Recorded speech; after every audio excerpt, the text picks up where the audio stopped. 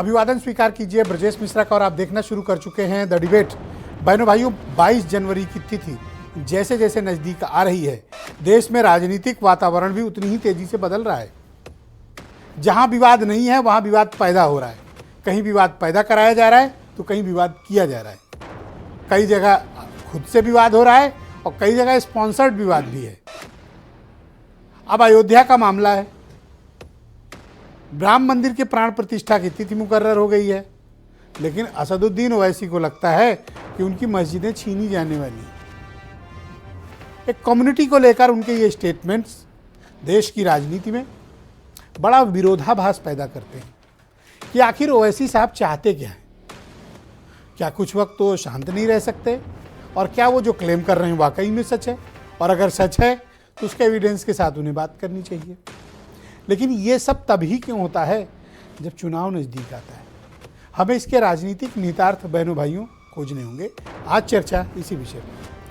बहनों भाइयों, जैसे जैसे राम मंदिर के प्राण प्रतिष्ठा की तिथि नज़दीक आ रही है, उतनी ही खतरनाक बयानबाजियाँ जो सामाजिक दृष्टिकोण से, धार्मिक दृष्टिकोण से उचित नहीं हैं, वो शुरू हो गई हैं। जहाँ बयान नहीं है वहाँ भी बयान दिए जा रहे हैं। जहाँ बयान नहीं भी देना चाहिए वहाँ भी कई नेता बढ़ चढ़ कर बयान दे रहे हैं। और मीडिया भी वैसी है कि कुछ ऐसे भी नेताओं का बयान को हाईलाइट करती है जिनका उसने कभी खबर भी नहीं चलाई होगी। यानी विवाद या तो पैदा हो रहे हैं या तो विवाद उत्पन्न किए जा रहे हैं। तो इसका राजनीतिक मायने क्या है? बहन भाइयों, वोट की फसल दोनों तरफ के लोग काटते हैं, इधर के भी उधर के भी। ये वातावरण उन सबको सूट करता है जो डायरेक्ट 1-to-1 इलेक्शन में है।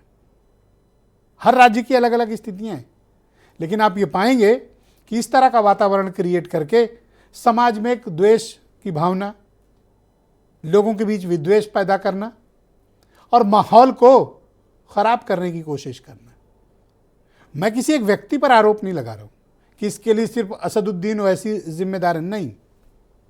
इस पक्ष से भी बहुत ऐसे लोग हैं जिनके बयान कान में पिघले हुए शीशे की तरह से लोगों के डाले जाते हैं, जो निहायत अनुचित है।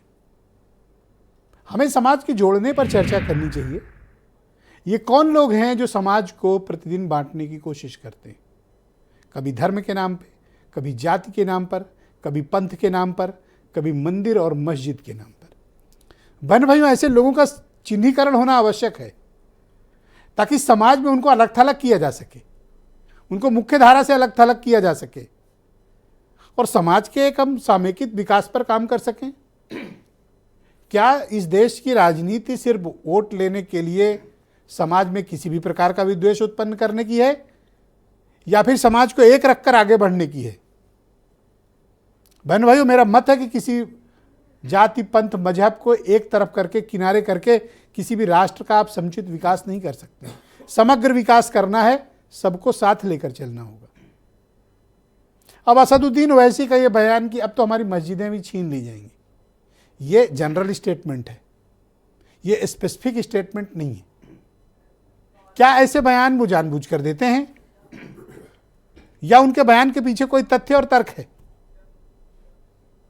और ऐसी घड़ी में दिए जा रहे हैं ये बयान जब अयोध्या में, अब राम मंदिर में प्राण प्रतिष्ठा का वक्त नज़दीक है, राजनीतिक वातावरण भी बन रहा है। और ऐसा नहीं कि बीजेपी ये सब नहीं करती है। बीजेपी को अच्छा लगता है कि असदुद्दीन ओवैसी जैसे नेता इस तरह का बयान दें ताकि उनको अपनी बात को एक्सेलरेट करने का मौका मिले। तो क्या ये सब मिलकर कोई गेम है या फिर वाकई में उनके पास कुछ तथ्य और तर्क हैं, उनकी पीड़ा है और उस पीड़ा का प्रकटीकरण वो कैसे करते हैं? हमें इस बारे में बड़ी गौर करने की ज़रूरत है, क्योंकि ये बड़ा क्रूशियल टाइम है। अब से 60 दिन के बाद इस देश में चुनाव है। 5 से 10 मार्च के बीच, बहनों भाइयों, मैं लगातार इस बात को दोहरा रहा हूँ डिबेट में, 5 से 10 मार्च के बीच तक आचार संहिता एक्सपेक्टेड है कि आ जाएगी। तो वक्त कितना बचा? 60 डेज, 60 दिन, काउंटडाउन शुरू चुनाव घोषित होने में। और बस सारा खेल इन्हीं 2 महीनों का है। लिहाजा इन 2 महीनों में उन नेताओं का नाम एक डायरी बाएं हाथ और राइट हैंड पे 2 कॉलम बना लीजिए। उनके नाम और बयान लिखते रहिए कि इन दिनों वो क्या बयान दे रहे हैं, फिर आप देखिएगा कि 60वें दिन उसका नतीजा आपके सामने क्या होता है। हमें ऐसे नेताओं को चिन्हीकरण करने की आवश्यकता है। आप कुछ स्टेटमेंट सुने, फिर आज की परिचर्चा को हम आगे बढ़ाएंगे। नौजवानों, तुमसे मैं कह रहा हूं, हमारी मस्जिद हमने खो दी और वहां पर क्या किया जा रहा है आप देख रहे हैं। नौजवानों, क्या तुम्हारे दिलों में, हमारे दिलों में तकलीफ नहीं होती कि जिस जगह पर हमने 500 साल हय्या अल सलाह और हय्या अल फलाह की सदाएं दी, जहां पर हमने बैठकर कुरान करीम का जिक्र किया, जहां पर हमने बैठकर सलात और सलाम के नजराने पेश किए, आज वो जगह हमारे हाथ में नहीं है। उस मस्जिद को बहरहाल खत्म कर दिया गया और जबरदस्ती ताकत के बलबूते पर सब लोगों ने मिलकर उसको मिस्मार कर दिया और खत्म कर दिया। यहाँ तक के अब उस पर यानी मंदिर बनने का आदेश हो गए। तो ये उस पर सोने पे सुहागा और ये किया कि मस्जिद हमारी शहीद कर दी और उस जगह मंदिर बनाया जा रहा है। इस देश के तमाम विपक्षी दलों को यह रास नहीं आ रहा है कि अयोध्या में प्रभु राम लला का दिव्य और भव्य मंदिर बने। इसीलिए आज जानबूझ करके भड़काने वाली बातें कह रहे हैं, तरह तरह के ऐसे बयान दे रहे हैं ताकि समाज में कैसे सांप्रदायिक सद्भाव बिगड़ जाए। असदुद्दीन ओवैसी बर्दाश्त नहीं कर पा रहे हैं कि प्रभु राम लला का इतना दिव्य और भव्य मंदिर बन रहा है। तो बहनों भाइयों, आज की परिचर्चा को आपने देखा कि दोनों पक्षों को कितना मजा आ रहा है इस तरह की बयानबाजी करने में। आसिम वकार MIM के राष्ट्रीय प्रवक्ता हैं, फखरुल हसन चांद समाजवादी पार्टी से हैं, संजय सिंह भारतीय जनता पार्टी से हैं, उमाशंकर पांडे कांग्रेस से हैं, अमरनाथ मिश्रा जी अयोध्या सद्भावना समिति के अध्यक्ष हैं, मतीन खान मुस्लिम लीग के अध्यक्ष और सैयद मकसूद अशरफ जाने माने इस्लामिक स्कॉलर और वीरेंद्र सिंह जी हमारे स्टेट हेड। आप सभी का बहुत शुक्रिया और धन्यवाद मेरे साथ कार्यक्रम में शिरकत करने के लिए। आसिम वकार साहब, कार्यक्रम की शुरुआत मैं आपसे करना चाहता हूं और मेरा पहला प्रश्न है आपसे कि क्या असदुद्दीन ओवैसी साहब का ये स्टेटमेंट कैलकुलेटेड है, जानबूझ कर दिया गया है, या इसके पीछे उनके पास कोई तथ्य, तर्क और डाटा है? नहीं, आप देखिए, मैं समझता हूं कि आपको तो ये सवाल पूछना ही नहीं चाहिए था। बाबरी मस्जिद ले ली, वाराणसी और मथुरा पर काबिज होने की तैयारी की जा रही है। कभी किसी मस्जिद का जिक्र होता है, कभी किसी मस्जिद का जिक्र होता है। अभी दिल्ली में देख लीजिए आप, सुनहरी बाग मस्जिद को कहने तोड़ देंगे, 200 साल पुरानी है। आपके हिसाब से अगर मुसलमान चुपचाप बैठा रहे और सब मस्जिदें दे दे, तब शायद आप ये मानेंगे कि मुसलमान जो है वो सेकुलर है। और आप लोग सब तोड़फोड़ करते रहें, सब काबिज होते रहें मस्जिदों पर, सब जगह अपना कब्जा दिखा दें, और अगर हम बोल दें तो हम क्रिमिनल हो गए। मसला ये है कि हमारी मस्जिद की लड़ाई अगर राहुल गांधी लड़ें तो सेकुलर हैं, अखिलेश यादव जी लड़ें तो सेकुलर हैं, तेजस्वी यादव जी मस्जिद की लड़ाई लड़ें तो सेकुलर हैं, ममता जी लड़ें तो सेकुलर हैं। अगर आसिम वकार और असद ओवैसी बोल दें तो क्रिमिनल हो गए। मतलब हमारा घर है, अगर अपने घर को बचाने की लड़ाई हम लड़ रहे हैं तो हम सबसे खराब आदमी हैं, और ब्रजेश मिश्रा जी अगर हमारे घर की लड़ाई लड़ रहे हैं तो सेकुलर आदमी है। क्या कमाल की पर मुझे समझ में नहीं आता जिस तरह की तकरीर वो करते हैं, समझ में नहीं आ रहा है। उसमें बातें कम, भड़काने का अंदाज ज्यादा होता है। समाज में सबको जोड़कर चलने की जरूरत है या फिर तोड़कर चलने की बात? ओवैसी साहब ने कहा, सर ओवैसी साहब ने कहा कि ऐ नौजवानों, अपनी मस्जिदों को आबाद करो। मतलब इस पर भी तकलीफ है आपको। वो किसी गैर मुस्लिम से तो नहीं कह रहे हैं कि मस्जिद को आबाद करो, जाके नमाज पढ़ो, मस्जिद की हिफाजत करो। किसी गैर मुस्लिम से तो नहीं कह रहे हैं ना, वो मुसलमान लड़कों से, मुसलमान नौजवानों से कह रहे हैं अपनी मस्जिदों को आबाद करो। आपको इसमें इश्तिहाल कहाँ से लगा? आपको इसमें प्रॉब्लम क्या है? कौन सा बयान गलत है? अगर मुसलमान बच्चों से कहा जा रहा है कि अपनी मस्जिदों में जाके नमाज पढ़ो, तो ब्रजेश मिश्रा जी आपको इसमें तकलीफ कहाँ हो रही है? मुझे बताइए, मैं ठीक करूं। मुझे तकलीफ इस बात की होती है, तालीम की बात कोई नहीं करता, रोजगार की बात ओवैसी साहब नहीं करते हैं, सबको अच्छा हेल्थ फैसिलिटी मिले इस पर कोई बात आप लोग नहीं करते हैं, जब भी मुंह खुलेगा, जब भी मंच मिलेगा, जब भी मौके आएंगे कैमरे के सामने में, आपके बयान भी उसी तरह के होते हैं जो सामने वालों के होते हैं। मुझे तकलीफ इस बात की है कि कौम की बेहतरी के बजाय आप लोग अपनी राजनीति चमकाने का काम करते हैं और आपके भीतर सवाल सुनने का भी सब्र नहीं है। सर आप बोलें, आप बात तो सुन लीजिए। आपने कहा एजुकेशन, मजलिसे इत्तेहादुल मुस्लिमीन पूरे भारतवर्ष की नहीं, पूरे एशिया की इकलौती पार्टी है, पॉलिटिकल पार्टी है जिसके अपने 12 इंटर कॉलेज हैं, जिसमें 17,000 से ज्यादा बच्चे मुफ्त में शिक्षा पा रहे हैं। मजलिसे इत्तेहादुल मुस्लिमीन एशिया की इकलौती ऐसी पार्टी है, सरकार के तौर पे नहीं, जाती तौर पे जिनके अपने मेडिकल कॉलेज हैं। सर जिस देश में करोड़ों मुसलमान अशिक्षा के शिकार हों, ओवैसी हॉस्पिटल वहां 12 इंटर कॉलेज खोलकर आप कह रहे हो कि आप तो सुन लीजिए, शिक्षा पद्धति को बदल दोगे। सर आप में सुनने का सब्र नहीं है। बात तो सुनिए सर, अरे बात तो सुनिए सर। 20 रुपए का पर्चा बनता है ओवैसी हॉस्पिटल में और 6 महीने तक एक अस्पताल बनाया है। जरूरत नहीं होती है, तो टोकनिज्म हो गया। मुझे खुशी होती कि देश के हर राज्य में, हर जिले में, हर शहर में ओवैसी साहब का हॉस्पिटल बना है। सुनिए तो सर, बात तो सुनिए। नहीं, आप में सब्र नहीं है सर। 5,000 रुपए में एंजियोप्लास्टी होती है सर, एक अस्पताल सर। 5,000 रुपए में एंजियोप्लास्टी होती है वैसी हॉस्पिटल में, और आपको खुशी नहीं होगी। अगर आप इतने ही मेडिकल के और एजुकेशन के दीवाने होते तो हैदराबाद में ओवैसी साहब कर रहे हैं, दिल्ली में केजरीवाल साहब से करा देते, पंजाब में भगवंत मान साहब से करा देते, उत्तर प्रदेश में योगी जी से करा दीजिए, मैं ये उत्तर कहता प्रदेश हूं में कि अखिलेश जो जी से आप करा कह रहे हैं कि दीजिए, आपने 12 बिहार में इंटर तेजस्वी जी कॉलेज से फ्री करा दीजिए। आप गुस्सा क्यों हैं? कराइए तो सर, मैं तो आप चाह रहा हूं। क्रोध में क्यों हैं? मैं केवल ये कह रहा हूं कि आप एक मुहिम चलाइए ना सर कि कौम को अच्छी तालीम मिले। आप बुरा मत माने, आप कौम की दुखती रग पे हाथ रख के अपनी राजनीतिक रोटियां सेकते हैं। मुझे इस बात की तकलीफ है। कौम की बेहतरी के लिए काम करिए, मैं आपके साथ खड़ा मिलूंगा आपको। आप कौम की बेहतरी नहीं चाहते हैं सर। सर आप कौम के जज्बात को जगाकर उसका राजनीतिक लाभ लेना चाहते हैं। सर आप नहीं, सर आप चैनल के मालिक हैं सर, आप चाहेंगे तो हम बोलेंगे, आप नहीं चाहेंगे तो नहीं बोलेंगे। अरे क्या बात मैंने आपने कहा एजुकेशन, मैंने कहा दूसरी पार्टी का नाम बताइए जिसके पास 12 इंटर कॉलेज हो। आपने सर 12 इंटर कॉलेज, यहाँ एक एक दूसरे नेता का नाम बताइए जो फ्री में 17,000 बच्चे पढ़ा रहा हो जाओगे। अरे सुन तो लीजिए सर, बात तो सुन लेने दीजिए। देखिए जनता सब समझ रही है। आपने कहा स्वास्थ्य, बताओ क्या? मैंने कहा कि 5,000। सर आप बीच में बोल देते हैं सर। अच्छा बोलिए। ये तो टेक्निक है आपकी, आप चाहते ही नहीं देश सुने। सर मैं कह रहा हूं, आपने कहा स्वास्थ्य, आपकी सुई फंस गई है 12 इंटर कॉलेज और एक अस्पताल। एंजियोप्लास्टी होती है वैसी एक अस्पताल में सर। आप बताइए दूसरे नेता का नाम बताइए जहां जिसके हॉस्पिटल। अरे यहाँ फ्री हो रही सर बहुत जगहों पे, आप कहाँ हैं? नेता है, मैं कहता हूं मुहिम चलाओ। ये क्यों लोगों को, नौजवानों को भड़काते हो? आप मदद कहां कर रहे हैं? आप तो हमारा खाली एक चेहरा दिखा रहे हैं अपनी तरफ से बनाकर। आपके कलमकार जो हैं, आपके कलाकार जो हैं, जो चेहरा बनाने को कह रहे हैं, आप वो चेहरा बना नहीं सर, मैं तो आप अच्छा चेहरा समय दिखा दे रहा रहे हूं। हैं।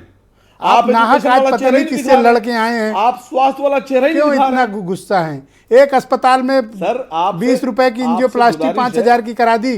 अरे पूरे देश में करो भाई। सर आप मौका तो दीजिए,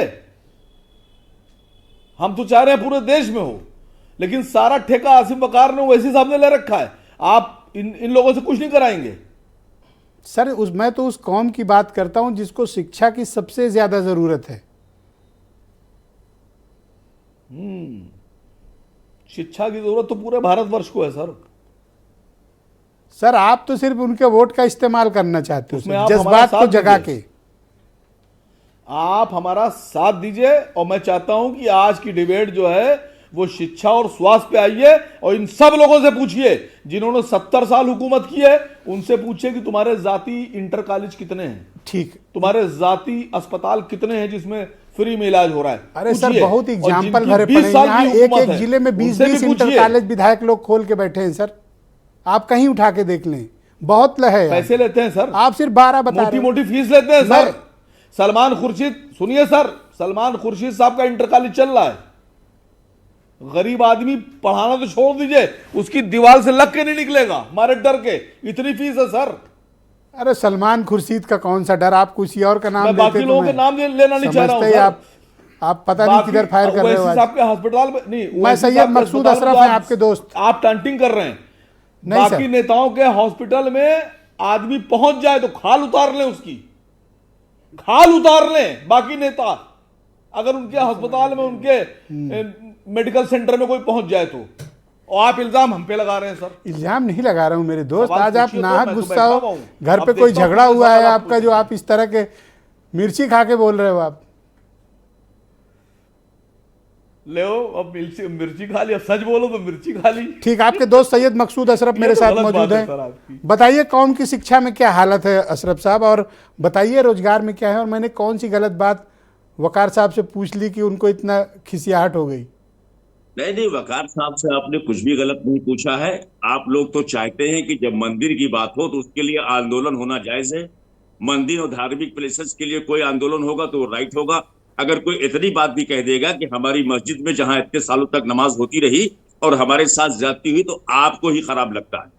मुझे हैरत हो रही है कि डिबेट आप लगता है कि सिर्फ मस्जिदी एक मुद्दा रह गया है। तमाम मस्जिदों के लिए आंदोलन हो रहे, चाहे ज्ञानवापी की हो, चाहे मथुरा की हो, चाहे जो है बाबरी मस्जिद का रहा हो। वहां कोई आवाज उठाता है, कोई प्रोसेशन अच्छा, निकालता जो है, मामले कोई बात कोर्ट में करता है है, तो उनका आप कोर्ट लोग का खामोश निर्धारण रहते कर हैं। लेने अगर दीजिए। कोई ये कह मैं तो देगा कहता हूं कि कौम 1100 की साल तक वहां तरक्की नमाज हुई, कैसे तो हो, आपको खराब लगा। कौम की तरक्की की जी? बात होनी चाहिए। कौम की तरक्की यही आपको क्यों दिखलाई पड़ती है? क्यों नहीं जो है प्रधानमंत्री कौम की तरक्की की बात करते हैं, होम मिनिस्टर बात करते हैं? कौम की तरक्की जो है सरकार सोचेगी मुसलमानों के बारे में तब होगा। हमारे बोलने से क्या तरक्की हो जाएगी? हम लोग जो अपना काम कर रहे हैं अपनी अगर सोसाइटी से हम मुसलमानों काम के कर रहे हैं। बच्चे पढ़ लिख जाएंगे, उनको अच्छी नौकरी मिल जाएगी, आपको तकलीफ क्यों हो रही है? हाँ, तो सारी मस्जिदें बंद कर दीजिए, सारी दरगाहें बंद कर दीजिए। कौन और बंद कर रहा है मुसलमानों के अशरफ बच्चों साहब? को ये मुसलमानों क्यों के भ्रम मुसलमानों उत्पन्न के कर रहे बच्चों हैं के लिए आप? तय कर दीजिए कौन बंद कि कर रहा है? मुसलमानों के बच्चे में मुसलमानों के बच्चों को हर हालत में एजुकेशन लेना है। अगर नहीं लेना होगा तो उसके पेरेंट जो है पनिश किए जाएंगे। या कानून बना दीजिए आप। अभी आपने कानून बनाया ना, जिसमें पूरा हंगामा हो रहा है पूरे देश के अंदर जो है। तो ये सीधी सीधी बात यह है कि हमें बड़ी हैरत हो रही है कि एक डिबेट अगर उन्होंने कोई बयान कहीं दिया, पहली बात तो उसको या तो इग्नोर करने की जरूरत थी। आप उस पर बयान करा रहे हैं, उस पर डिबेट करा रहे हैं, और सर देखो क्या इत्तेफाक है कि आप उस बयान को किस तरह से इंडोर्स करने के लिए पूरी ताकत लगा रहे हो। मुझे इस बात पर हैरानी कि आप लोग तो ये हमारा अपना तरक्की व्यू है, पसंद हम ओवैसी साहब के व्यू पर नहीं जा रहे हैं। अकलियत ये समाज मेरा के लोग अपना हैं, व्यू है और आप कि ऐसी बात करते हैं तो मुझे सुप्रीम हैरानी कोर्ट होती है। अरे बात सुनिए सर, अगर सुप्रीम कोर्ट ने यह माना कि वहां 1949 पे मूर्तियां स्थापित की गई, अगर सुप्रीम कोर्ट ने यह माना कि वो मस्जिद तोड़ी गई, अगर सुप्रीम कोर्ट ने यह माना कि सर, 150 समय साल तक आगे वहां बढ़ नमाज चुका हुई, है, तो आप ये इससे हमारा आगे बिलीव ही बढ़ो। रहेगा हमेशा। इससे अब आगे कोर्ट बढ़ो का और फैसला कौम की है, तरक्की पर आप काम सरकार करो। में आप उसको बनाइए, हमें क्या करना है? आप कौम की तरक्की पर काम करो, समय बदल चुका है। तो आप तरक्की में डिबेट कर लीजिए ना। वही तो आप एक पूछा तरक्की हूं। में डिबेट कराइए, फिर देखो कौम की ही बात करेंगे, किस तरह कोई से आप मस्जिद की बात नहीं करेंगे। कैसे भड़क रहे हो, कैसे आप नाराज हो रहे हो, डिबेट आप अपने करेंगे स्वभाव के मंदिर पे। विपरीत आप व्यवहार कर रहे हो। हाँ, तो डिबेट आप करेंगे मंदिर पे और चाहेंगे हम कौम की बात करें, ये कौन सी बात होती है सर? कहाँ मैं कह रहा हूँ, मैं जब तो डिबेट कहता हूँ मंदिर आपसे है, पहला बाकी सवाल क्या मस्जिद है, किया? तो डिबेट उसी एक सेकंड मैं अशरफ उसी पे भाई, बात करूंगा। रुक तो जाओ। मैंने पहला सवाल क्या किया कि भाई कौम की तरक्की कैसे हो, यही तो पूछा। आप आपका पता नहीं टॉपिक किस बात पे सीधा भड़के जा रहे हो। ओवैसी साहब का स्टेटमेंट है, वही टॉपिक आप लेके आए, उसी हिसाब से आपने अपने गेस्ट सब बनाए हुए हैं। अच्छा ठीक हमसे है, मैं तरक्की की बात करेंगे, उनसे मंदिर की बात करेंगे। ठीक है, मैं अब संजय सिंह से पूछ लेता हूँ, बीजेपी के नेता हैं। संजय जी, आपका स्वागत है। ओवैसी के बयान का क्या तात्पर्य आप लोग लगाते हैं, और आपको तो काफी अच्छा लग रहा होगा उनका स्टेटमेंट? नहीं, देखिए विजय भाई साहब, अच्छा नहीं लग रहा है। एक तरफ ओवैसी साहब इत्तेहाद की बात करते हैं कि एकता होनी चाहिए, लेकिन वास्तव में ओवैसी साहब ने वो लाइन पकड़ रखी है जो मोहम्मद अली जिन्ना ने पकड़ी थी। कांग्रेस का इस समय जो स्थिति चल रही है और जो सेकुलर दलों की स्थिति है, इनका ओवैसी साहब का सीधा सा खेल है कि मुस्लिम वोट बैंक को झटक लो, और मुस्लिम वोट बैंक को जो जिन्ना ने खेल खेला था भड़काने का युवाओं को, वही काम ओवैसी कर रहे हैं। विक्टिम कार्ड खेला जा रहा है। इनको किस बात की दिल में तकलीफ है? भाई ओवैसी साहब, आप लोग बताइए, आप मुस्लिम स्कॉलर हैं, ये सनातन भूमि है। अयोध्या में आप लोगों ने जबरन मस्जिद बनाई थी, और अगर सुप्रीम कोर्ट ने निर्णय दिया तो उसको आप लोग बेशर्मी के साथ कहते हैं कि यहाँ आप लोगों ने देखो वो समय बदल चुका है ना। अशरफ साहब बीच में कोई ना बोले, बीच में कोई ना बोले, ना बीच में कोई ना बोले, सिर्फ संजय सिंह बोले। बेनकाब कर रहे हैं, शांत रहिए आप। जब माननीय सुप्रीम कोर्ट ने जजमेंट दिया तो उसमें आर्कियोलॉजिकल सर्वे ऑफ इंडिया की खुदाई का हवाला है, उसमें प्रूफ मुझे लगता है कि आपको पीछे जाने की जरूरत नहीं, आगे बढ़िए। नहीं, आगे बढ़िए, आगे बढ़िए। नहीं ब्रजेश जी, बात क्लियर नहीं, आगे बढ़िए। इनके स्कॉलर्स सुप्रीम कोर्ट से सेटल हो चुका है मामला। नहीं, बता देते, झूठ बोलते हैं ये लोग। ये कहते हैं कि जबरन, भाई किस ताकत है? माननीय सुप्रीम कोर्ट का जजमेंट क्यों इनकी मस्जिदें छीन रहे हो भाई? मस्जिदें इनकी छीन नहीं मस्जिद रहे को छीन हैं। रहे। अशरफ साहब रुक जाओ, बीच में ना बोलो। इनको डर लग रहा है क्योंकि जहां ये खोदेंगे वहां सनातन के प्रतीक निकलेंगे, चाहे वो बाबरी मस्जिद में भगवान राम के मंदिर का अवशेष मिले, चाहे काशी में, चाहे मथुरा में। बेचैनी इनको इस बात की है। और इसका मतलब नहीं, ओवैसी दूसरी बात, की, एक सेकंड रुको। जी ओवैसी की आशंका सही है इसका मतलब? नहीं, वो आप कह रहे हो जहां खोदो हम ही लेंगे, तिनका वाला है, ये चोर की दाढ़ी में नहीं, तो तिनका उनकी है। आशंका तो ठीक है फिर। इसीलिए अपने नौजवानों, आपके ये इरादे हैं तो? नहीं, हमारे इरादे नहीं है। हम लोग तो वही करेंगे जो माननीय कोर्ट आदेश करेगा। हम लोग संविधान को मानने वाले हैं। ये कह रहे मुसलमान चुपचाप बैठा रहे, अभी वकार साहब ने कहा मुसलमान चुपचाप बैठा रहे, इसका मतलब आप मुसलमान को भड़काने की बात कर रहे हैं। दूसरी तरफ आप कह रहे हैं राहुल और आप नहीं भड़का रहे हो, आपकी भाषा कैसी है? नहीं, हम बिल्कुल आप कह रहे हो जहां खोदो हम मिलेंगे, नहीं, तो आप तो उनके बयान को इंडोर्स कर रहे हो। भूमि है, इसको क्यों नहीं मानते? तो क्या करें, ये सब दे दें? सब कब्जा किया इन लोगों ने। यही तो कह रहे हैं, सब ले लोगे? नहीं, सब नहीं लेंगे। क्या लोगे? चोर की दाढ़ी में तिनका है इनके। ये इस तरह से कह के तमाशा बना रहे हैं। मैं फखरुल हसन चांद को थैंक यू, हाईकोर्ट दूसरे राउंड में आपको समय दूंगा। जी, हमें समय जरूर दीजिएगा। बिल्कुल दूंगा। फखरुल हसन चांद, हमारा घर ले ले। आपका घर कौन सा है? थैंक यू, बहुत शुक्रिया। आपका घर भारत नहीं है क्या? फखरुल हसन साहब, मैं आपसे जानना चाहता हूं कि इस तरह के बयान क्यों दिए जा रहे हैं जिससे समाज में कोई विद्वेष की भावना हो? और मैं आप सबसे अनुरोध करता हूं, आराम से बात करें, गुस्सा करके एक दूसरे पे कोई फायदा नहीं। हाँ, देखिए, भारतीय जनता पार्टी के प्रवक्ता ने अपनी बात में ही उस बात को आगे बढ़ाया कि अभी काशी और मथुरा बाकी है। और इनके ही एक नेता मोहन भागवत जी का एक बयान है, मैं भारतीय जनता पार्टी के नेता को याद दिला देना चाहता हूं, जब उन्होंने कहा कि एक धर्म स्थल के नीचे दूसरा धर्म स्थल क्यों खोजते हो? और उसके बाद आपने कानपुर में देखा था, जो मेयर थी वो एक धर्म स्थल के नीचे दूसरा धर्म स्थल वहाँ भी खोज रही थी। क्या हुआ था? ये बयान मोहन भागवत जी की तरफ से क्यों आया था? और आज ओवैसी साहब की तरफ से अगर कोई बयान इस तरीके का आया है तो निश्चित रूप से डर है। और निश्चित रूप से आज जो भारतीय जनता पार्टी की भाषा है, जो प्रवक्ता की भाषा है, वो उस डर को कहीं ना कहीं पुख्ता करती है। तो देश संविधान से चलेगा। जो वर्कशिप एक्ट का जो पेंडिंग है याचिकाएं माननीय सुप्रीम कोर्ट में, समाजवादी पार्टी तो चाहती कि उस पर जल्द से जल्द फैसला आ जाए, क्योंकि भारतीय जनता पार्टी केवल देश के नौजवानों को। तो क्या हमें ओवैसी के स्टेटमेंट को जस्टिफाई कर रहे हो आप? नहीं, हम तो पूछ रहे क्या भारतीय जनता पार्टी वो ये बयान ऐसे क्यों देते हैं? नहीं, वो देखिए उनका बयान, वो क्या बयान दे रहे हैं, फिर मोहन भागवत जी का क्या बयान है, भारतीय जनता पार्टी के प्रवक्ता यहां बैठे, आपने उनका भी बयान देख लिया। तो अगर आप एक तरफ से मोहन भागवत जी का वो बयान देखिए, जब उन्होंने देश के नौजवानों से कहा कि एक धर्म स्थल के नीचे दूसरा धर्म स्थल क्यों खोजते हो, और भारतीय जनता पार्टी के लोग क्या कर रहे हैं आज? अगर मेयर जो थी कानपुर की, वो एक धर्म स्थल के नीचे दूसरा धर्म स्थल क्यों खोजती है? मैं वही तो कह रहा हूं, ऐसे लोगों को चिन्हित क्यों नहीं किया जा रहा जो इस तरह का माहौल खराब करने की कोशिश कर रहे हैं? भारतीय जनता पार्टी के प्रवक्ता आपके सामने बैठे हुए, चिन्हित कर लीजिए ना। ये तो ये चिन्हित हो गए, खुलेआम कह रहे हैं कि मथुरा और काशी बाकी है। इनसे आप क्या चाहते हो? मैं तो चाहता हूं कि ये जो 1 ट्रिलियन 3 ट्रिलियन और 5 ट्रिलियन की इकोनॉमी वाले लोग झूठा प्रचार करते हैं। आज 2014 में जो मोटरसाइकिल 50,000 रुपए की और 40,000 की बिकती थी, आज 1 लाख के ऊपर है। और जब हमारी बहनें 112 की वो धरना देती हैं 10,000 सैलरी, उनकी सैलरी नहीं बढ़ी है। 2014 में भी जो नौजवान 10,000 की नौकरी प्राइवेट कर रहा था, वो आज 2024 में भी 10,000 की कर रहा है। और 3,000 रुपए बढ़ाने के लिए अगर वो धरना प्रदर्शन करती, यही मेरे भारतीय जनता पार्टी के मित्र हैं, ये क्या कहते हैं, कंपनी क्या करते हैं कि हम 7,000 रुपए में नौकरी रख लेंगे, 10 भी नहीं देंगे, दूसरों को रख लेंगे। तो ये किस तरफ आप देश को ले जाना चाहते हैं? तो कह रहा हूं कि देश को तरक्की के रास्ते पे आप लोग नेता लोग हैं, मतलब नेतृत्व करने वाले। अगर आप इस तरह का काम करेंगे, आप, मेरा मतलब तात्पर्य उन सभी लोगों से नहीं, ब्रजेश जी, समाज को आगे बढ़ाना है या पीछे जाके लड़ाई करनी है? ये जिम्मेदारी सरकार में, आज जो लोग सरकार में हैं, अगर वो इस जिम्मेदारी को नहीं निभा रहे हैं तो हम विपक्ष के लोग इनको आईना दिखाएंगे। मैं इनसे कह तो रहा हूं कि हमारे देखो कितने पढ़े लिखे ज़हीन शख्सियत हैं हमारे अशरफ भाई, क्या तो हो गया इनको आज। मैं तो हैरान हूं, ये तो बड़ी तरक्की पसंद बातें करते थे, लेकिन ओवैसी साहब के जाल में फंस गए। ये मुझे हैरानी है, बड़े तरक्की पसंद आदमी है। पता ये जापान तक धंधा करके आए हैं। मारिया और रोने भी मत दीजिए। मारिए और रोने भी मत दीजिए। ये अंबेडकर नगर में रह गए और अब कैसी कैसी हमने कहा भाषा बोलने मारिए और लगे। रोने भी मत दीजिए। नहीं आंसू सर, भी नहीं निकलने प्रेम है आपसे, आप कैसी बात कर रहे हो, आपको जगह भी है।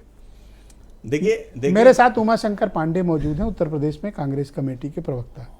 ये कौन लोग हैं पांडे जी जो माहौल को खराब कर रहे हैं? देखिए ब्रजेश जी, बहुत स्पष्ट है। माननीय सुप्रीम कोर्ट का एक निर्णय आया और इस देश के हिंदुओं और मुसलमानों ने आगे बढ़कर उसे स्वीकार किया। कौमी इत्तेहाद इस देश की बुनियाद में है, इस देश की नींव में है। धार्मिक सद्भाव, धर्मनिरपेक्षता संविधान प्रदत्त अधिकार है। और जब माननीय सुप्रीम कोर्ट का निर्णय आ गया था, सभी ने उसे स्वीकार कर लिया था। अब ये जब ऐसी बातें इस अवसर पर हो रही हैं तो निश्चित रूप से ये प्रश्न जरूर खड़ा होता है कि ये अब इसलिए ये बातें हो क्यों रही हैं, क्यों हो रही हैं या क्यों कराई जा रही हैं। आपने कहा कि विवाद पैदा किया जा रहा है या विवाद हो रहा है। हाँ, मैं अपनी बात पे कायम हूँ, मैंने यही बोला है। हाँ, तो ये बात इस देश की जनता समझती है कि विवाद पैदा किया जा रहा है या विवाद हो रहा है। तो ये क्या असदुद्दीन ओवैसी विवाद को उत्पन्न कर रहे हैं और ये दोनों हमारे दोस्त उनकी पैरोकारी में जुटे हैं? नहीं, वो देखिए, असदुद्दीन ओवैसी जी का ये बयान जिस समय आया है तो वो तो साफ है, बिल्कुल स्पष्ट है कि ये बयान क्यों दिया जा रहा है।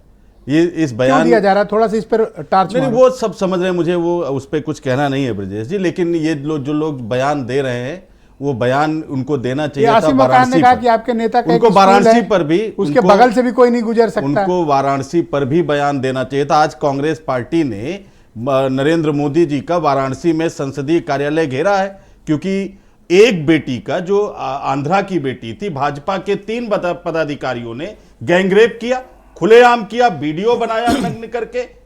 और आज कांग्रेस पार्टी ने नरेंद्र दामोदर दास मोदी का बनारस में कार्यालय घेरा। मैं तो कहता हूं इस पर भी लोगों के बयान आने चाहिए थे। कांग्रेस पार्टी लड़ रही है, समाजवादी पार्टी ने लड़ाई लड़ा, इस पे लड़ना चाहिए।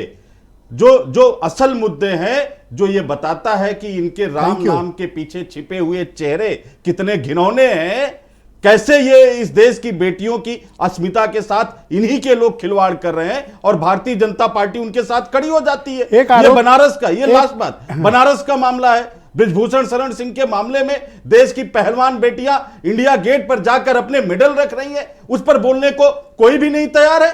ओवैसी भी नहीं, मैं तो एक भी बयान ओवैसी जी का नहीं सुना, ना बनारस के मुद्दे पर। वो कह रहे हैं कोई स्कूल सलमान खुर्शीद बनवाए, उसके बगल से कोई नहीं अभी तकलीफ बता रहे। आसिम जी का थोड़ा सा वो इंदिरा गांधी नेत्र चिकित्सालय इनके घर के चौराहे पर है, आज दशकों से चल रहा है, इनको नहीं दिखाई देता। मुंशीगंज अस्पताल भारतीय जनता पार्टी ने बंद कर दिया। हम लोग लड़ाई लड़े, कोई चश्मा नहीं लगाते हैं, कभी चश्मा उन्होंने लगाया। अमरनाथ मिश्रा मेरे साथ मौजूद हैं, अयोध्या सद्भावना समिति के अध्यक्ष हैं। बहुत शुक्रिया आपका अमरनाथ जी।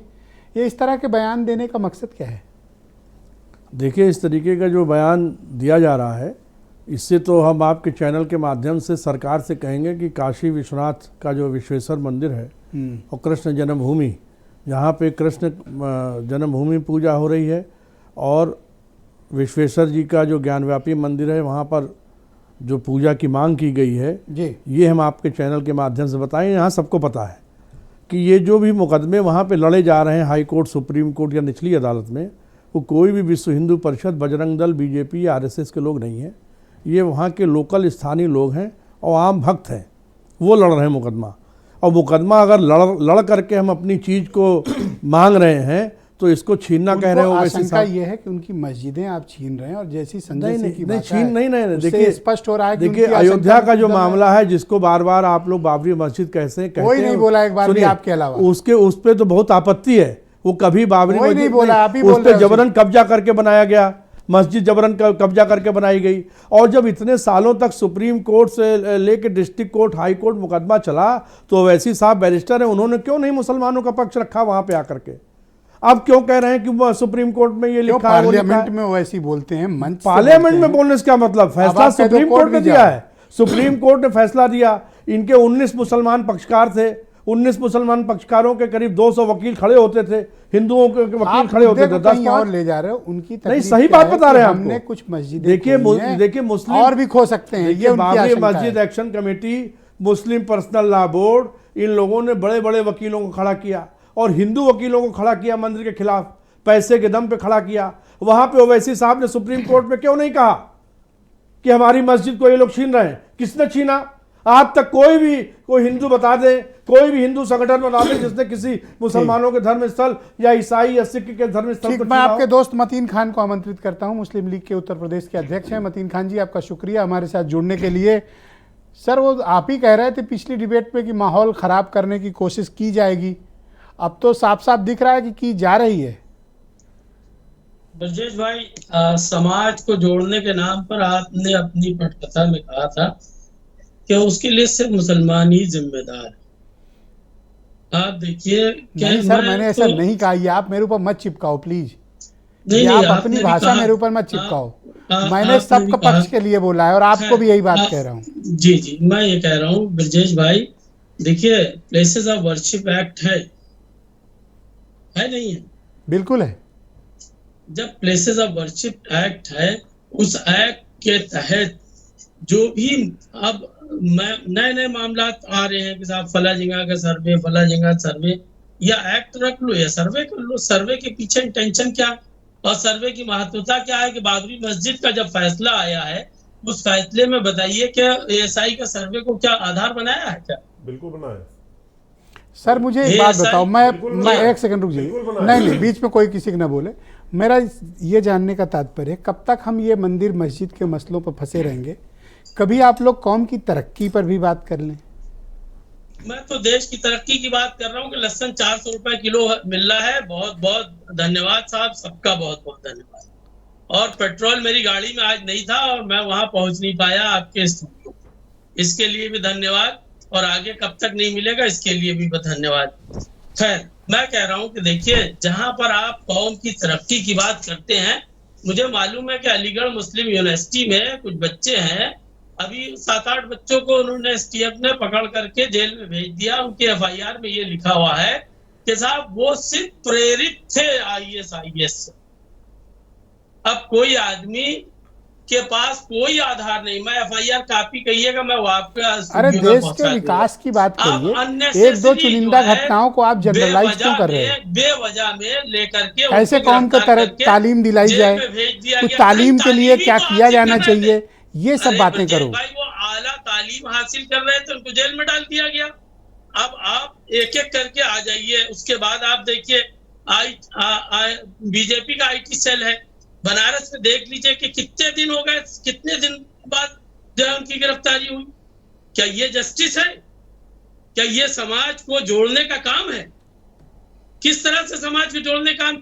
अगर मैं ये कहूं, आपके मुंह से एक बार भी एजुकेशन, मस्जिद को तोड़ा, रोजगार, इसकी तालीम, इसकी कोई बात आपने नहीं की। मैं 5वीं बार पूछ रहा हूं, फिर भी आप नहीं बोल रहे हो, क्योंकि आपको वो मुद्दे सूट करते हैं।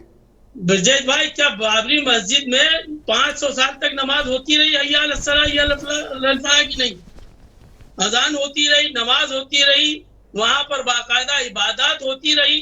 और एएसआई के जो सुप्रीम कोर्ट का डिसीजन है, उसमें कहीं पर भी नहीं है कि साहब बाबरी मस्जिद के से पहले वहां कोई, एक सेकंड में बीच में 6 दिसंबर 10 सेकंड उनका और बचा है। बीच में कोई झूठी बातें क्यों कर रहे हैं? कोई नहीं, 10 सेकंड और बचा है। एक एक करके कभी बनारस की मस्जिद पे, कभी मथुरा के उस पे, कभी हजारा मस्जिदों पे।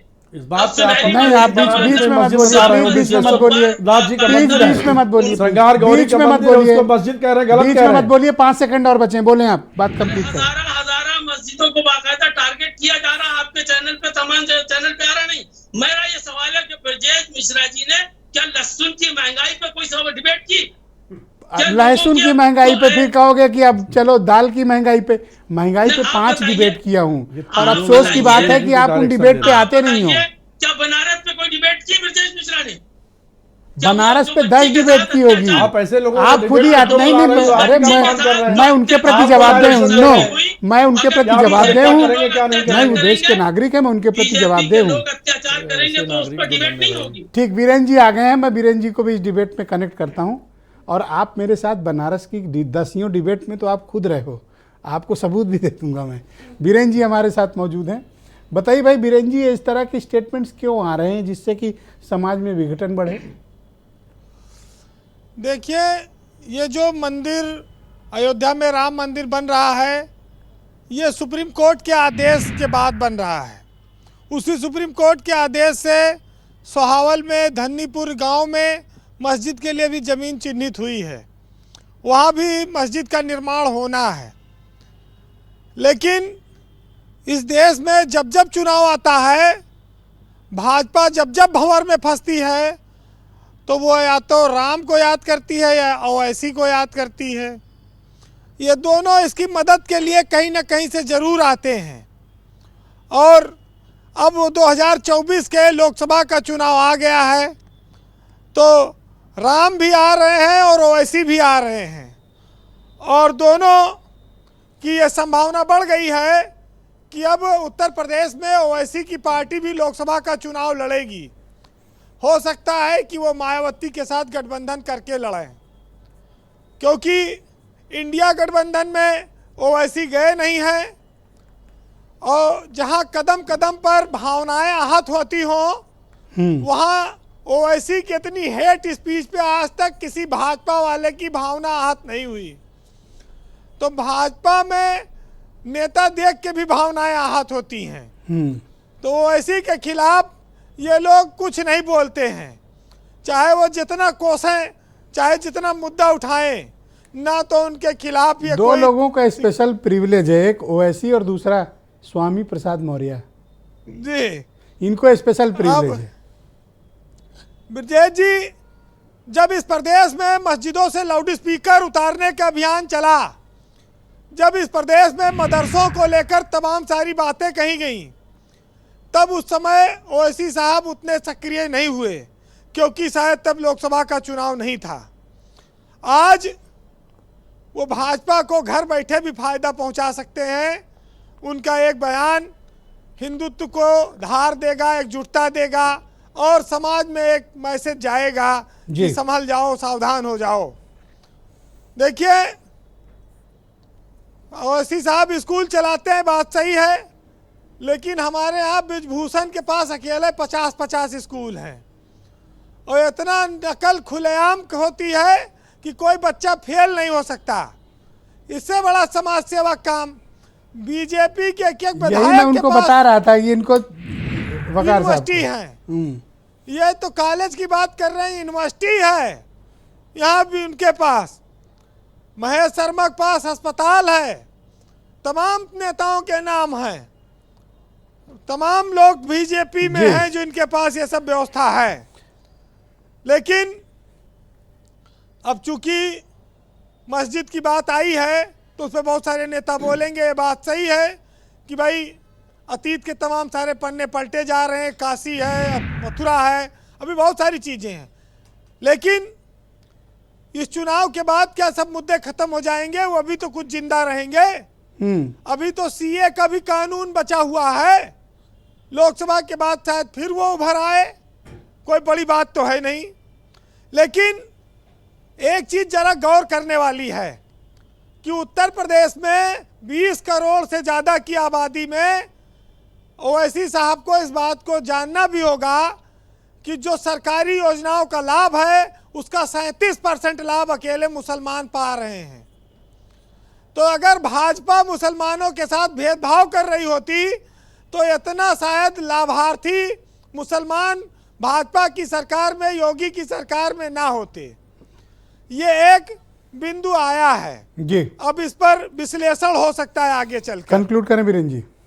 ब्रजेश जी, एक बात खाली ये समझ में नहीं आती है कि जब मुसलमान भाजपा से नाराज है, किसान भाजपा से नाराज है, सरकारी कर्मचारी भाजपा से नाराज है, जो अग्निवीर योजना से युवा नाराज है, जाट महिला नाराज है पहलवानों की वजह से, हिट एंड रन की वजह से अब आजकल ड्राइवर नाराज हैं, तो आखिर भाजपा कोटवा इतना देत के बाद वोट आए कहाँ से रहा है इतना, जब सब नाराज हैं? तो रिसर्च वाली बात है, ये भी बड़ी रिसर्च वाली बात है, इस पर भी शोध होना चाहिए। और ये क्यों आज इतना नाराज हैं आसिम वकार? क्या हुआ, घर पे कुछ झंझट वंझट हुआ? वकार साहब देखिए, मुद्दों पर तो बात करते हैं भाई, उनका हक है बोलने का, और वो एक विद्वान प्रवक्ता है मेरी नज़र में। और उनकी नाराजगी में भी कई सारे हास परिहास छुपे हुए हैं, उसका भी आनंद लीजिए, क्योंकि वो समाज पर उनकी बात तो तथ्यात्मक है। अब वो आज के दौर में उतना लागू नहीं हो पा रही, बात अलग है। जी वीरेंद्र जी, कंक्लूड करें प्लीज। देखिए, एक साहित्यकार ने लिखा है, सुनिएगा, कि इस देश में जो लोग सियासत कर रहे हैं वो वक्त के हिसाब से और अपने फायदे के हिसाब से मुद्दों को उठाते हैं। अब उसमें हमको आपको बहना है, बचना है, ये संभल के चलना है, ये देखना होगा। एक साहित्यकार ने लिखा है कि सियासत के चूल्हे में जलाने को सूखी लकड़ियां हैं मजहब की, और हर कोई सेकता है रोटी यहाँ अपने मतलब की। और इस दौरे सियासत का बस इतना सा फसाना है कि बस्ती भी जलानी है, मातम भी मनाना है।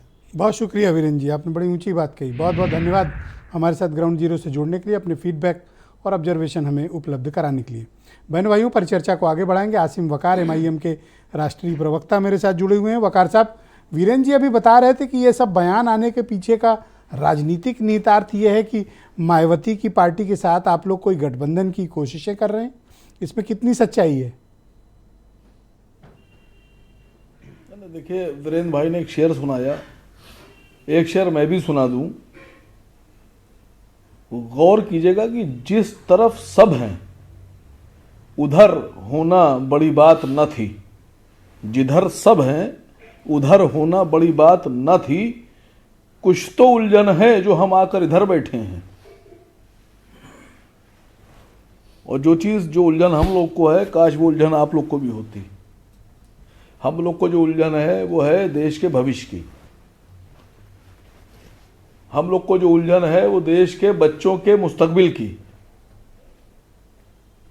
हम लोग को जो उलझन है वो ये है कि कहीं ऐसा ना हो कि 85% फकीर हो जाए और 15% हो जाए रईस अमीर, और वो 15% 85% को गुलाम बना ले और फिर से गुलामी प्रथा ना आ जाए। अभी तक आप अपनी बात कर रहे थे, अब आप 85% वालों की बात करने लगे, जबकि मैंने आपसे ये पूछा कि क्या मायावती के साथ ना करें सर पॉलिटिकल अलाइनमेंट। अच्छा, आप एक बात बताइए, पॉलिटिकल अलाइनमेंट हो रहा है क्या मायावती के साथ? सर ये बताइए, हमको बोलना क्या है? बता दीजिए प्लीज, वही बोले हम। सर, वो मायावती वाली बात बता दो सर। नहीं, हम बोले क्या ये बताइए। मतलब उनके साथ कोई अलायंस पे बात चल रही है क्या? देखिए, बच्चों की बात हम कर नहीं सकते, भविष्य की बात हम कर नहीं सकते, एजुकेशन की बात हम कर नहीं सकते, स्वास्थ्य की बात हम कर नहीं सकते, देश की बात हम कर नहीं सकते, देश की सुरक्षा की बात हम कर नहीं सकते। हम करें क्या सर? बताइए तो। अब पूरा देश क्या, मतलब पूरे देश के विपक्ष को अब क्या मीडिया चलाएगी, मीडिया हाउस चलाएंगे? अब क्या विपक्षी पार्टियों को अब सब जितने चैनल है वो तय करेंगे क्या बोलना है?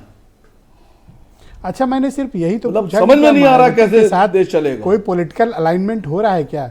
आप क्यों इतने भरे भरे आज नजर आ रहे हो? देखिए, हम हर उस पार्टी के साथ अलायंस करने को तैयार हैं जो बीजेपी को हराना चाहता है,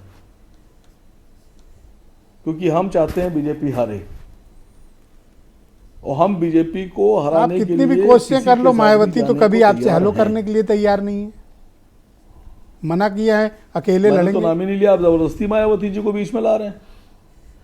मैंने कहा ना, मैं तो नाम ही नहीं ले रहा हूं, आप जबरदस्ती घुमा फिरा के इधर से उधर से उठा के पटक के मायावती को ले आए। कोशिश तो ट्राई तो कर ही रहे हो। हम तो कोशिशें कर रहे हैं कि हम तो कोशिशें कर रहे हैं हमारा अलायंस ब्रजेश मिश्रा जी के साथ है। हमारा आपका अलायंस हो गया, चलिए करेंगे आप हमसे? हाँ ठीक, आपसे अलायंस कर लिया, निकल लीजिए आप और हम तो दोस्त हैं, अलायंस तो है ही है। करेंगे आप अलायंस? और कैसा अलायंस चाहते हो बताओ? और मैं तो रिकमेंड करूंगा अशरफ साहब को भी ले आओ, हमारे साथ आ जाएं। अशरफ साहब, ये बताइए कि क्या ये सब राजनीतिक हित साधने के लिए इस तरह के काम किए जा रहे हैं, ऐसा है? या फिर जो आशंका जताई है ओवैसी साहब ने वो सही है? देखिए, ओवैसी साहब का जो स्टेटमेंट है, बार बार बोलता हूं, उनका अपना स्टेटमेंट है, वकार साहब बैठे हुए हैं। लेकिन जहां तक मैंने आपसे कहा कि जो दर्द है क्या वो भी हमको ना हो, आप क्या चाहते हैं?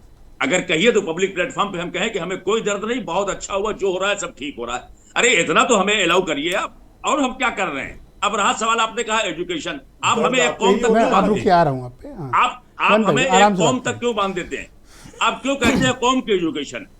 अब हम भारत के नागरिक हैं, हम तो सारे हिंदुस्तान के बच्चों की बात सोच रहे हैं, हम तो आपके भी भाई भतीजों की बात सोच रहे हैं, लेकिन आपको दर्द नहीं अपने भाई भतीजों की।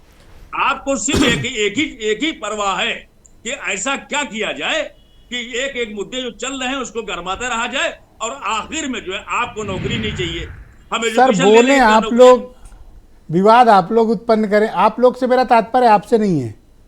हाँ, और हम अगर सवाल पूछ लें, हाँ, आप ये चाहते हैं कि हर गलत चीज पर मैं मोहर लगा दूं, नहीं तो सर ये नहीं हो सकता ना। मैं सर ये कह रहा हूँ कि आप कहते हैं एजुकेशन, चलिए एजुकेशन ले सर तालीम की बात करो सर, जो तालीम आपने हासिल की है नीचे फॉरवर्ड करो। तालीम याफ्ता कितने बच्चे आपके समाज के हैं नौकरी पा रहे हो? सर हमारे यहाँ आओ तो हम तो गिनवा देंगे, आप हमसे क्यों पूछ रहे हो? हम तो जवाबदेह है ही। आप उनकी अकाउंटेबिलिटी फिक्स करो जो कौम के नाम पर राजनीतिक ठेका पट्टा लिए हैं। एक तरफ आप बोलते हैं 37% जो है लोगों को रिलीफ दी जा रही है, इसका मतलब नौकरी होती तो मुसलमान भी उसमें आते, जब नौकरी नहीं तो मुसलमान कहां से आएंगे? ऐसा नहीं, जितना तो क्या मुसलमानों को स्कीम देने में कोई भेदभाव किया जा रहा है? मैं कह तो रहा हूं सरकार भेदभाव कर ही नहीं सकती। कॉन्स्टिट्यूशन का जब तरीका है कि आपको देना तो आप दीजिए। अब सिद्ध भी मेरी, पद भी मेरी और बचा हुआ भी मेरा, यही है आप सर। नहीं, हमारा ऐसा कुछ नहीं, हमारा सिर्फ ठीक, संजय सिंह बोलेंगे अब। बताइए भाई, इतने एतराज हैं और ये सब विवाद की जड़ आपके बयान और आपकी पार्टी के तौर तरीके हैं। देखिए ब्रजेश जी, न भारतीय जनता पार्टी इसके लिए दोषी है। इसके लिए अगर दोषी है तो सबसे पहले हम कांग्रेस को कटघरे में खड़ा करेंगे। भारत जब आज़ाद हुआ था, एक मजहब के नाम पर जो हमारे मतीन भाई बैठे हैं ना, जो बड़े उपदेश दे रहे हैं कि मुसलमानों को जोड़ने का काम, अरे मतीन भाई देश को आपने तोड़ा है। आप कितनी बेशर्मी के साथ कह रहे हैं। लहसुन 400 रुपए में बिक रहा है, लहसुन प्याज लहसुन ही खाएंगे, वो लहसुन ही खा के बात करेंगे। तो आपके घर नहीं आता वो समस्याएं दूर हो जानी चाहिए थी। लेकिन अब जब माननीय सुप्रीम कोर्ट 5 जजेस की कॉन्स्टिट्यूशनल बेंच ने जजमेंट दिया है, अब देखिए ब्रजेश जी, दिक्कत ये होता, अभी अशरफ भाई कहते हैं दर्द, अशरफ भाई दर्द खाली आपके दिल में, हम लोगों के हिंदुओं के सुन लीजिए ज्ञानवापी नहीं। आप देखिए फिर हम कहेंगे चोर की दाढ़ी में तिनका। अभी सुनिए अशरफ भाई, सुनिए, अभी जब कोर्ट में लिफाफा खुलने की बात थी तो आपके वकील ने क्यों कहा लिफाफा मत खोलिए, कहीं तो चोर की दाढ़ी में तिनका है ना। दर्द आपके ही होता है, क्या हिंदुओं के दिल नहीं है? उनकी जमीन आप कब्जा करके बैठे हुए हैं। अगर आप भाईचारे और मोहब्बत की बात करते हैं तो आपको वास्तव में भाईचारा निभाने के लिए हिंदुओं को ये 3 स्थान दे देना चाहिए था। झगड़े की झट और नहीं चाहिए ना, बिल्कुल 3 स्थान हमें चाहिए, और उसके बाद नहीं मांगेंगे, और हम कोर्ट से लड़के लेंगे। दूसरी बात, देश के भविष्य की उलझन है। आपको देश के भविष्य की उलझन नहीं है। आप पॉलिटिकल इस्लाम सुनिए आप पॉलिटिकल इस्लाम की है। अब देखिए कितना कॉन्ट्रडिक्शन आ रहा है। अशरफ भाई साथ रहिए, आप बोले, आपकी आवाज आ रही है। दूसरी बात, अभी वकार भाई कह रहे हैं कि देश के बच्चों की बात। अरे भाई क्यों नहीं तुम्हें सुन रहा? अशरफ भाई रुक जाओ। अशरफ भाई ज्यादा उछलिए नहीं, 10 सेकंड बचे अपनी बात कंप्लीट करें। एक तरफ वकार भाई कहते हैं कि देश के बच्चों की चिंता है, दूसरे इनके नेता कहते हैं नौजवानों मस्जिदों को आबाद करो। तो हमें लग रहा कि अब ओवैसी साहब नेता नहीं उलेमा है। ओके, उलेमा है। उमाशंकर पांडे जी, ये लोग प्लानिंग कर रहे हैं कि मायावती के साथ कोई अलायंस बना ले, आपको कोई एहसास है इस बात का? देखिए, हमारा ब्रजेश जी अलायंस है, इंडिया पूरी ताकत के साथ है और इंडिया ही जीतेगी, इसमें कोई दो राय नहीं है। जिसको आना है वो आए, और जो उसके लिए अगर हमारा कुनबा बढ़ता है तो बहुत अच्छी बात है। भाई वो भी बीजेपी को हराना चाहते हैं, आप भी। आसिम वकार को क्यों नहीं ले रहे हो? उनको क्यों इग्नोर कर रहे हो आप? देखिए ब्रजेश जी, अभी मैं भाजपा के साथी को सुन रहा था, वो कह रहे थे कांग्रेस को दोषी मान रहे हैं, जबकि आरएसएस और एमआईएम दोनों आजादी के पहले दोनों का गठन हुआ था। स्वतंत्रता एमआईएम दोनों का स्वतंत्रता आंदोलन को कमजोर करने के लिए अंग्रेजों ने आरएसएस और एमआईएम का गठन किया था। जवाब देंगे। और देश की आजादी के साथ सरदार वल्लभ भाई पटेल ने इन दोनों नफरती लोगों पर बैन लगा दिया था। तो ये है कांग्रेस का कौमी इत्तेहाद का असली बुनियाद का फार्मूला। राहुल गांधी जी कहते हैं नफरत के बाजार में मोहब्बत की दुकान। ये नफरत फैला रहे हैं और हम लोग उस अगर वो नफरत को मायावती खत्म से हाथ करके मिला लें तो जो आपको कोई असल एतराज? मुद्दे हैं उस पर देश की मायावती जनता से का हाथ ध्यान लाना मिलाएं तो चाहते कोई एतराज? नहीं, हमारा तो इंडिया गठबंधन है, कोई आना चाहता है उसका स्वागत है। आसिम वकार को लोगे? आसिम वकार के नेता पहले तय कर लें वो किधर है। आपके साथ आना चाहते हैं, बताओ। हम तो नहीं लेना चाहते। क्यों राहुल नहीं गांधी लेना जी ने चाहते हो? स्पष्ट कर क्या दिया। कमी है उनमें? वो क्या कमी है उनमें? जिनके साथ वो खड़े हैं वो किनके वहीं पर साथ खड़े हैं वो जानते हैं। वो नहीं, बताओ ना देश किसके भी साथ जानता है खड़े वो हैं। कहाँ खड़े हैं। कहाँ खड़े राहुल हैं वो? गांधी जी ने अब अगर खड़े ना होते तो मेरा प्रश्न है, आसिम जी जवाब दे दें। बनारस में जिस बेटी के साथ दुष्कर्म हुआ, गैंगरेप हुआ, वो आंध्र प्रदेश की बेटी है। ओवैसी जी वहां की राजनीति करते हैं। एक शब्द बोला उन्होंने आंध्रा की बेटी के लिए। ओके, फखरुल हसन मेरे साथ मौजूद है, समाजवादी पार्टी के प्रवक्ता हैं। बताइए, अगर ये लोग कहीं हाथ मिला लिए तो आपके लिए तो बड़ी मुश्किल हो जाएगी यूपी में। देखिए, हम तो मुद्दों की लड़ाई लड़ रहे हैं और लगातार अगर सड़क पे कोई नजर आ रहा है लड़ता हुआ, भारतीय जनता पार्टी के खिलाफ अगर कोई लड़ता नजर आ रहा है तो समाजवादी पार्टी, तो वो भी बीजेपी के खिलाफ लड़ रहे हैं ना, उनको क्यों नहीं ले रहे हो साथ में आसिम वकार को? देखिए, क्या कमी है उनमें, ये बताओ। देखिए ब्रजेश जी, ये फैसला तो पार्टी करती है और ये फैसला अगर हम इंडिया गठबंधन में हैं तो ये इंडिया गठबंधन को करना है, समाजवादी पार्टी को ये फैसला नहीं करना है। तो ये तो भाई उनको ले लो तो ये जो कुछ भी हो रहा है खद नहीं बोलेंगे, आपके साथ आ जाएंगे। क्यों नहीं ले रहे हो? नहीं, देखिए, बयान तो तब भी आएंगे। अभी हमें भारतीय जनता पार्टी के प्रवक्ता बोल रहे थे काशी मथुरा भी बाकी है, सुप्रीम कोर्ट के ऑर्डर की भी बात की उन्होंने, लेकिन चुनाव आयोग पे सुप्रीम कोर्ट का ऑर्डर नहीं मानेंगे। एमआईएम में क्या कमी पाते हो आप, उसको क्यों नहीं लेना चाहते हो? सहूलियत की राजनीति करते हैं गठबंधन में क्यों नहीं लेना चाहते हो एमआईएम को? नहीं, ये फैसला मैं नहीं कर सकता। मैं समझता हूं कि ये फैसला तो इंडिया गठबंधन को करना है, समाजवादी पार्टी को ये फैसला नहीं करना है। ओके, अमरनाथ जी, मैं आपसे जानना चाहता हूं कि इस तरह के बयानों पर रोक कैसे लगे, और आप लोग भी कोशिश करिए। मैं आपके भी बयान सुनता हूं, आप भी उसी तरह की विद्वेषपूर्ण बातें करते हो। आपको तो समाज को जोड़ने की बात करनी चाहिए। हमने क्या विद्वेष की बात की? अरे पिछली बार क्या नहीं अंडमंड बोल रहे थे आप? अंडमंड नहीं बोल रहे थे। अरे यही ओवैसी हैं। सुप्रीम कोर्ट का जब फैसला आया कि मस्जिद के लिए 5 एकड़ जमीन दी जाएगी धन्नीपुर में, तो ओवैसी ने कहा था हमें खैरात में नहीं चाहिए जमीन। इनको ये नहीं मालूम है कि सुप्रीम कोर्ट के फैसले से वहां मस्जिद बन रही, वो मस्जिद बन गई। और ये भी आपको बता दें, कहां बन गई? अभी नहीं अरे बन गई, इमामे मक्का उसका उद्घाटन करने आ रहे हैं, और अयोध्या विकास प्राधिकरण लेके सारी सरकारी एजेंसियों ने उसका नक्शा पास किया है। और ये जो मस्जिद धुन्नीपुर में बन रही है, ये अटल बिहारी वाजपेयी का सपना था कि अयोध्या में इस्लामिक इंटरनेशनल सेंटर बनाया जाए, उसी तर्ज पे बन रहा है। क्या वो ऐसी को नहीं दिखता है? जब सुप्रीम कोर्ट ने मस्जिद के लिए जमीन दी तो कह रहे थे ऐसा क्यों कह रहे हैं? फिर ये इसलिए कह रहे हैं, ये देखिए हिंदुओं को भड़का रहे हैं। जब हम श्रृंगार गौरी में पूजा की बात कर रहे हैं तो वहाँ पे नौजवानों को भेजना चाहते, जाओ ज़्यादा से ज़्यादा नमाज पढ़ो। कृष्ण जन्मभूमि में जब वो बनने जा रहा है कॉरिडोर, तो वहाँ पे भेजना चाह रहे हैं। ये सिर्फ मुसलमान लड़के लड़कियों को, जो पसमानदा समाज बहुत अच्छे कारणों के कारण बीजेपी के साथ जा रहा है, उनको रोकने के लिए राजनीतिक बयान तरफ से बैटिंग क्यों कर रहे हो? नहीं, बीजेपी आप अपने नहीं, इंडिपेंडेंट, मैं राजनीतिक समीक्षा बता रहा हूँ। मैं राजनीतिक समीक्षा बता रहा हूँ। आप मत खेलो बीजेपी। नहीं, बीजेपी की नहीं, मैं सच बात बता रहा हूँ। पसमानदा समाज मुसलमानों को बीजेपी में जाने से रोकने के लिए बयान दिया गया है। ये पसमानदा वाला क्या मसला है मतीन भाई? ये कह रहे हैं कि सब बीजेपी वाले। संजय सिंह साहब ने जो बात कही थी वो यशवंत सिन्हा की किताब पढ़ ले, अडवाणी जी को देख ले। खैर, अब बात बेसिक बात जो है, देखिए, समाज को जोड़ने की बात है। और अभी आप एजुकेशन की बात कर रहे थे, मैं इससे पहले डिबेट पे भी आपसे कह चुका हूं कि भाई समाज में जिस तरह एक पार्टी एक सारी चीजें हो सकती हैं, तो सर एक शिक्षा प्रणाली होना चाहिए देश के अंदर, उसमें गरीब अमीर और सारे, मैं बात कर रहा हूँ कि एजुकेशन पर, तालीम पर बात करिए। तालीम के लिए उकसाना चाहिए, बढ़ाना चाहिए, उसके लिए प्रोत्साहन तो आपके हिसाब से ओवैसी साहब का बयान गलत है? मैं कह रहा हूँ कि अरे तो मदरसों की पढ़ाई बंद कराइए आप। एक सेकंड रुको, मदरसों की पढ़ाई बंद कराइए, तालिबानी मानसिकता मदरसों पढ़ाई जा रही है, उनको रोकिए ना। रुकिए मदरसे रोकिए आप। मेरी बात ही नहीं आने दे रहे। मैं कह रहा हूँ समाज के जोड़ने के नाम पर सिर्फ मुसलमान ही जिम्मेदार नहीं है, और भी लोग जिम्मेदार हैं। आप बताइए, प्लेसेस ऑफ वर्शिप एक्ट है, उसके बाद भी तमाम, क्या वो वर्शिप एक्ट हमारे ओके, मैं आसिम वकार जी को बुलाता हूं। नो प्लीज, आप बीच में नहीं। एक सेकंड रुक जाइए, रुकिए, दोनों लोग रुक जाइए। ठीक, धन्यवाद आसिम वकार साहब। मैंने बहुत कोशिश की, लेकिन कांग्रेस वालों ने तो साफ साफ मना कर दिया। उमाशंकर तो साफ साफ मना कर रहे हैं। मैंने बात की इनसे, अभी क्या करना है इनका? नहीं, मैं सुन रहा था उमाशंकर भाई को, वो बता रहे थे कि सब अंग्रेजों ने बनाया है MIM को। उमाशंकर भाई, 3 फाउंडर मेंबर के नाम बताइए कांग्रेस के। अरे वो 3 आप फाउंडर अपना मेंबर थे, बता सिर्फ दीजिए, 3। हमारा तो चौथा पूरा फाउंडर देश मेंबर नहीं पढ़ता था। आया है।